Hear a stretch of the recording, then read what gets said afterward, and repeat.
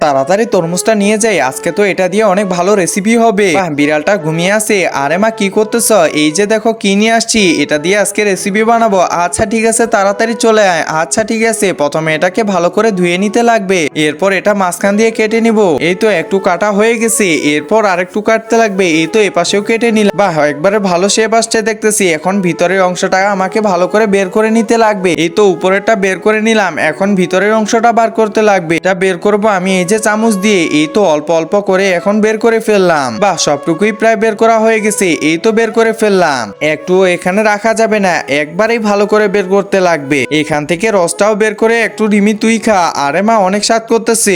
একজন মা কতটা আপন হয়ে থাকে, যার মানেই তাকে জিজ্ঞাসা করে দেখো। তো দেখা যাক বন্ধুরা, এই মায়ের জন্য কে ভিডিওটিতে লাইক এন্ড সাবস্ক্রাইব করে, আর যারা মাকে ভালোবাসো না তারা ভিডিওটি থেকে দূরে থাকো। বাহ, বাইরের এগুলো অনেক স্বাদ করতেছে। আসলে নাকি রিমি? হ্যাঁ সত্যি তো। এখন এগুলো তাড়াতাড়ি তরমুজের ভিতরে দিয়ে দিই। এই তো দিয়ে দিলাম।